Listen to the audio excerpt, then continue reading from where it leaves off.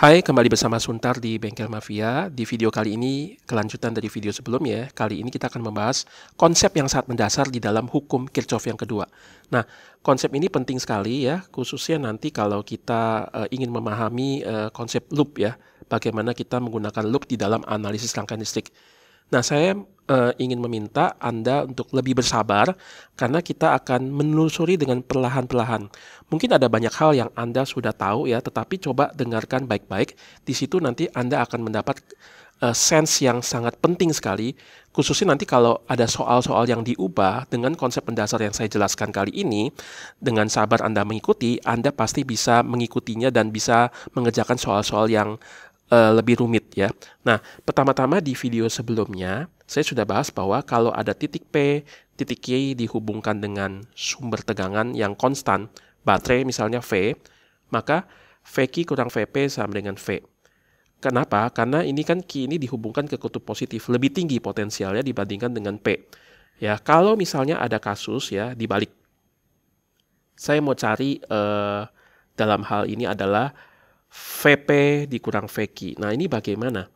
Dan tentu saja di sini kan 2 volt ya, soalnya diberikan 2 volt. Jadi saya bisa menghitung terlebih dahulu bahwa VQ yang lebih tinggi potensialnya dibandingkan dengan VP ya, itu hasilnya adalah positif 2. Karena sekali lagi dia terhubung dengan kutub positif ya, berarti di sini potensial lebih tinggi dibandingkan dengan P. Maka potensial tinggi dikurang dengan potensial lebih rendah, ini harus positif. Sebaliknya kalau dibalik ya, ini kan sama kayak misalnya gini ya, 5 dikurang 3 sama dengan 2. Kalau dibalik 3 dikurang 5, itu jadinya negatif 2 ya secara aljabar. Jadi kalau pertanyaannya adalah VP dikurang VQ, di mana P-nya ini potensial di sini lebih rendah daripada Q, ya ini hasilnya nanti akan negatif, yaitu negatif 2. Nah, kurang lebih seperti itu ya.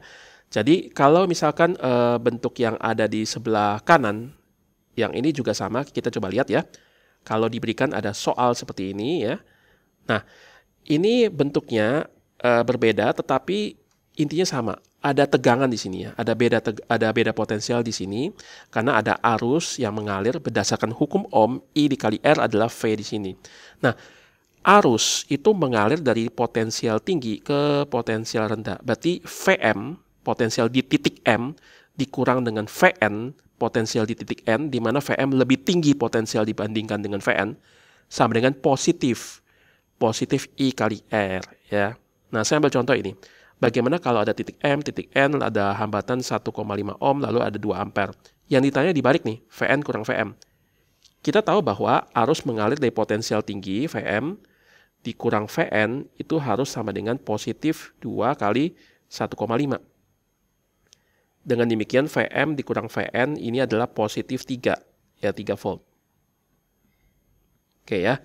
Nah, bagaimana kalau Vn dikurang Vm? Sama seperti tadi, secara aljabar berarti ini minus.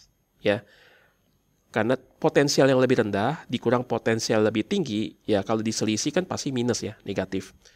Oke, jadi kita udah dapat ya sense-nya seperti ini. Nah, sekarang saya mau menunjukkan ada satu hal yang menarik, khususnya untuk analisis dari rangkaian listrik ya. Nah, begini, saya bisa tuliskan bentuk yang ada di atas ini menjadi VQ sama dengan VP ditambah V. Atau saya balik ya, saya ubah arahnya saja, VP tambah V itu sama dengan VQ, kan sama aja.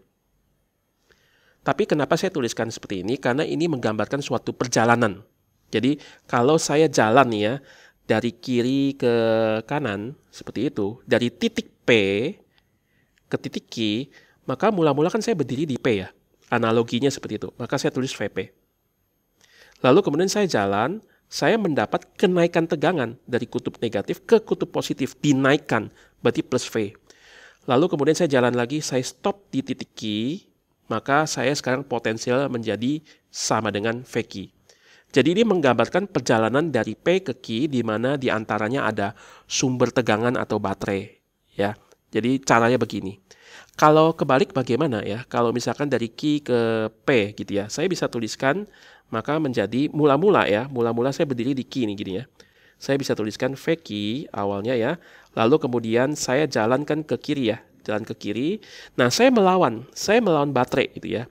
Dari kutub positif lalu jalan ke kutub negatif, saya melawan, maka di sini saya mengalami penurunan tenaga kan, dikurang V. Lalu akhirnya saya berdiri di P di sini. Dengan demikian sama dengan potensial di P. Nah, ini adalah gambaran perjalanan dari Q berjalan menuju ke P, sehingga penulisannya seperti ini. Jadi ingat ya, analogi ini penting sekali ketika nanti kita membahas tentang loop, khususnya aplikasi dari hukum Kirchhoff yang kedua. Yang ini juga sama.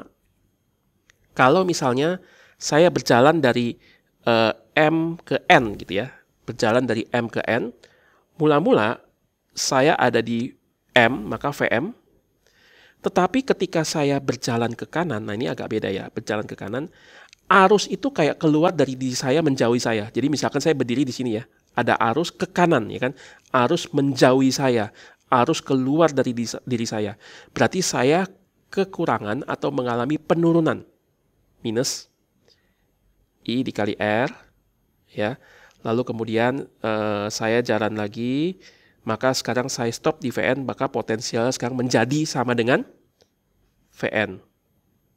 Ya, ini kan sebenarnya sama ya, prosesnya adalah ini secara aljabar Vm. Ya, saya lalu yang sebelah ruas kanan ini ya ada di kiri ya. Yang ini Vn itu saya operasikan menjadi sebelah di kanan secara aljabar. Nah, lihat, ini bentuknya sama. Jadi tidak mengubah nilai ya, tapi kita mengubah bentuk. Tetapi bentuk ini penting sekali. Kenapa? Karena ini menggambarkan perjalanan dari saya dari kiri ke kanan. Bagaimana kalau misalkan kita jalan ya dari kanan ke kiri, dari N ke M. Jadi pertama-tama saya di N dulu ya, dengan demikian Vn. Lalu kemudian saya berjalan, kemudian di sini ada arus yang masuk ke dalam diri saya kan, arus ke kanan ya, arus masuk ke dalam diri saya. Berarti kan saya semacam kayak mendapat tenaga. Berarti plus ya, plus I dikalikan R ya. Lalu kemudian jalan, saya stop di M. Berarti total perjalanan ini akan membuat saya sekarang nilainya adalah Vm. Jadi kalau kita lihat sebenarnya bentuk ini sama bentuk ini yang nggak jauh beda. Cuman bedanya adalah ini gambaran perjalanannya seperti apa. Oke ya, jadi dengan analogi ini kita akan coba aplikasikan hukum Kirchhoff 2 ya, khususnya di dalam rangkaian listrik yang rumit. Saya akan ambil contoh ya, ini saya hapus dulu. Misalnya ada rangkaian seperti ini. Ada sumber tegangan konstan nilainya V. Ini titik E, titik A, ya titik B, titik C, titik D, di mana A dan B ada resistor R1, B dan C ada resistor R2, lalu arus mengalir dari kutub positif kembali lagi ke kutub negatif. Sekarang begini, saya mau lihat yang D dan E dulu. Dengan analogi yang tadi ya, kita bisa lihat bahwa VE kurang VD adalah plus positif V. Jadi VE dikurang VD, ingat bahwa E lebih tinggi ya daripada si D ya, ada baterai di sini. Ini sama dengan positif V. Ini yang tadi ya, yang barusan saya jelaskan ya. Tapi juga kita bisa lihat yang di sini, saya mau cari ya, maksudnya hubungan antara E dengan A ini V-nya bagaimana. Maka VE dikurang VA ya. Karena ada arus ya, sama dengan I kali R. Ingat yang tadi ya, VE, potensial di E lebih tinggi. Saya asumsikan lebih tinggi karena ada arus yang mengalir dari E ke A, berarti ini potensial lebih tinggi daripada si A. Berarti VE dikurang VA harus positif I kali R. Tapi nggak ada R-nya di sini. Ingat, rangkaian listrik ini ideal. Jadi kalau cuma ada kawat lurus seperti ini, berarti resistensinya dianggap sama dengan 0 ya. Berarti I kali 0, berarti dapat VE kurang VA sama dengan 0 atau VE sama dengan VA. Begitu juga dengan C dan D, saya bisa dapatkan begini. Jadi C ke D, berarti VC potensial lebih tinggi daripada D, berarti VC kurang VD sama dengan positif I dikali R, tapi R di sini 0. Maka VD sama dengan VC. Sehingga bentuk ini saya bisa tuliskan begini. VE berarti apa nih? VA. VD berarti apa? VC. ya, maka menjadi seperti ini. Oke, sekarang kita lihat yang arus ya, yang bagian ini sama bagian ini ya, dengan menggunakan prinsip yang tadi saya sudah bahas ya. Dari A ke B, berarti kan ada arus ke kiri ini, berarti V di A lebih tinggi pada di B kan. Saya bisa tuliskan menjadi VA kurang VB, ini potensial lebih tinggi dikurang potensial lebih rendah, sama dengan positif I dikali R1.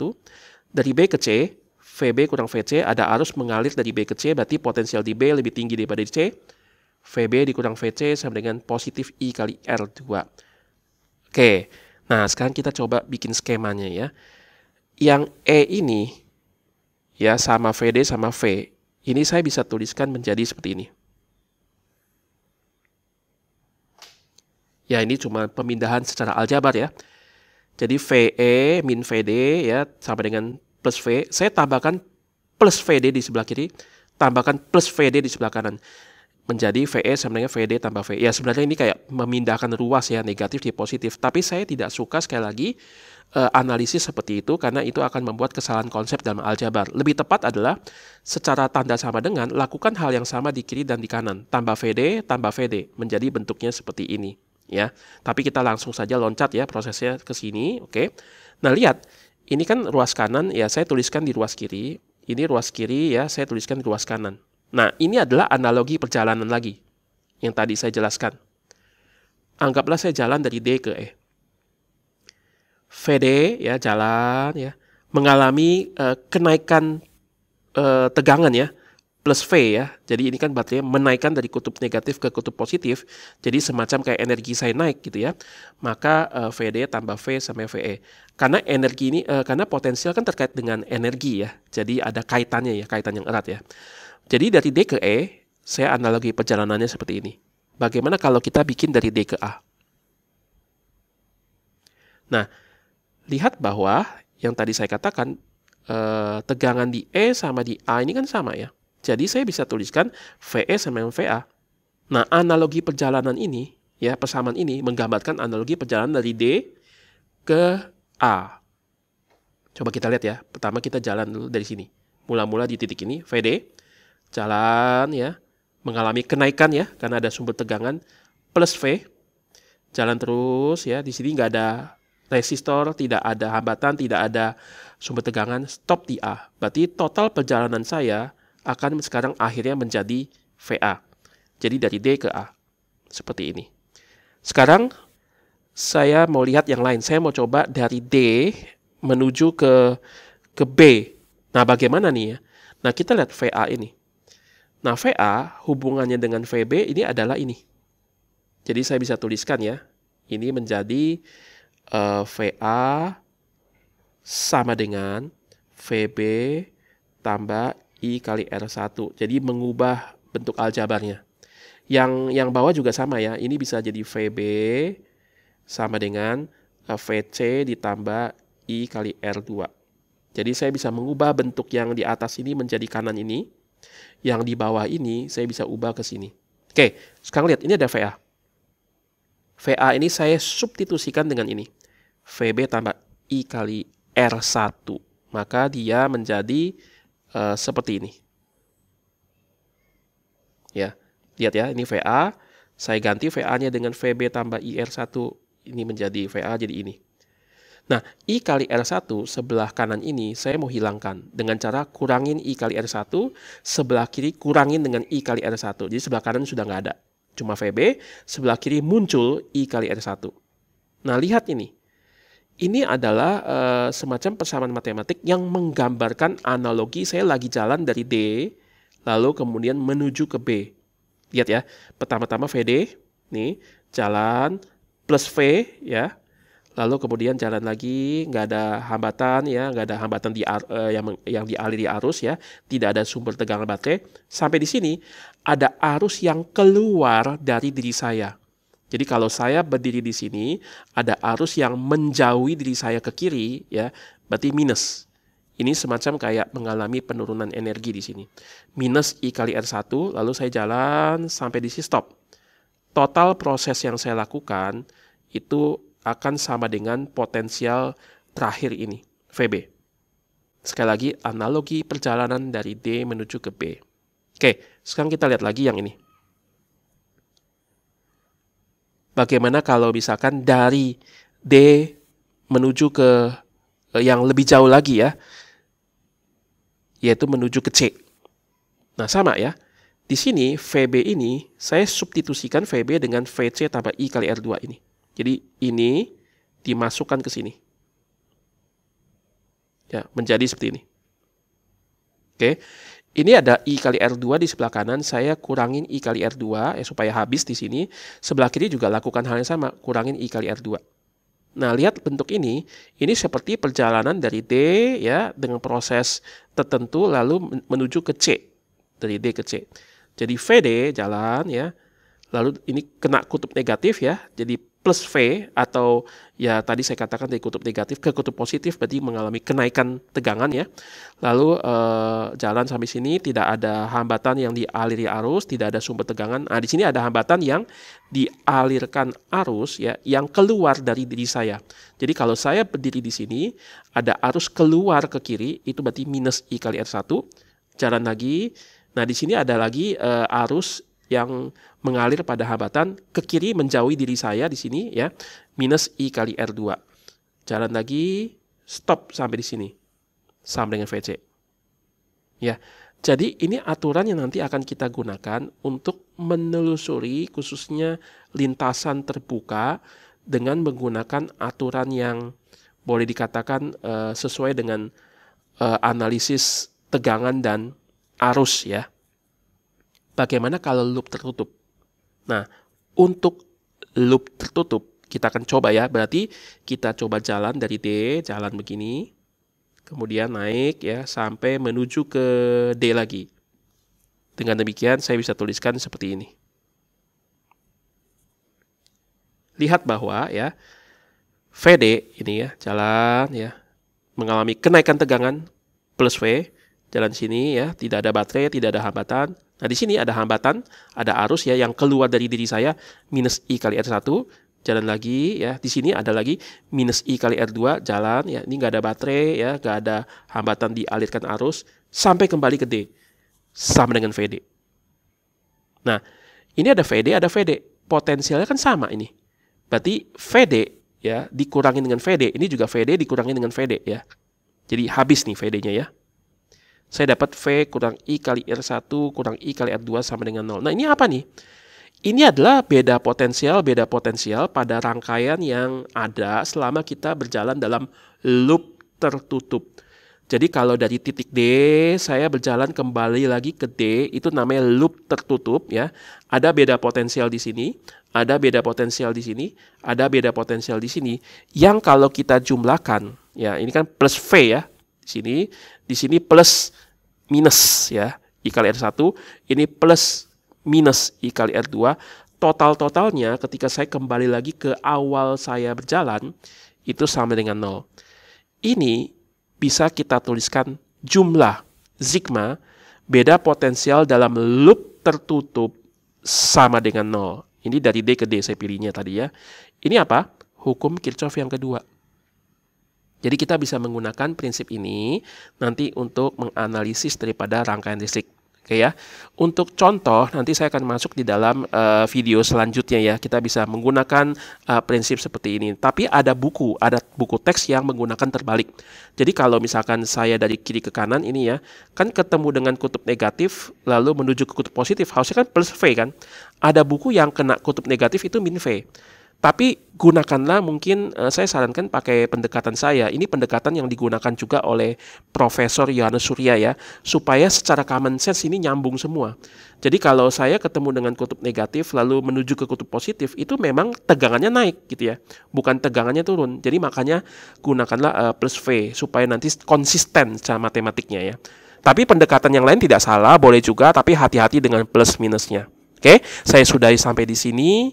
Selamat belajar dan salam semangat.